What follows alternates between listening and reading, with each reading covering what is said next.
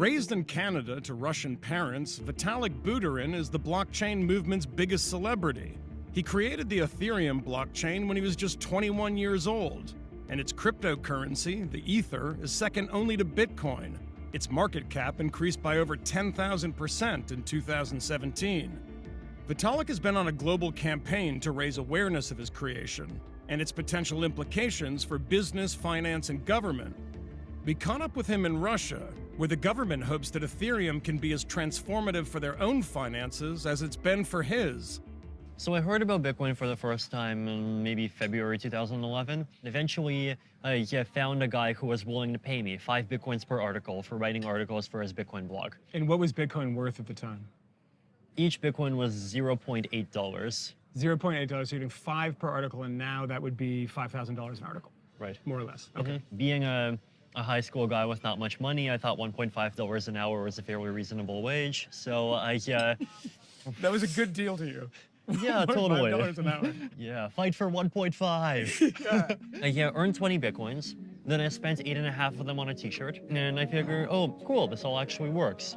And what really struck out at me was this idea that it actually is still possible for people to come together and create an entire new financial system. And this seemed kind of very empowering to me. Hearing you talk about recreating a financial system, there's something sort of utopian about it, isn't there? Get rid of all the old stuff and create something totally from scratch.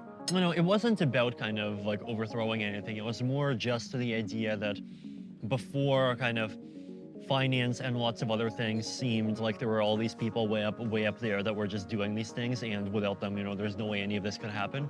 And here, it just made it very obvious that money is just something that a community can make for itself whenever it wants. We know what decentralized networks are. I mean, I'm sure you've heard of BitTorrent and all the various file sharing networks, like all the various decentralized messaging systems. There was this group of cypherpunks that thought, okay, you can do all of those things in a decentralized way, but why can't we do decentralized cash? For example, if I have, some song, and I want to send you the song over a decentralized network, I do this, and that's fine. I have the song, you have the song. Money is fundamentally different because money requires some notion of memory. So I have 100 digital dollars. I send you the 100 digital dollars.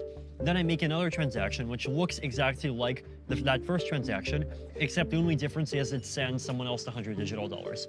I published both transactions at the same time.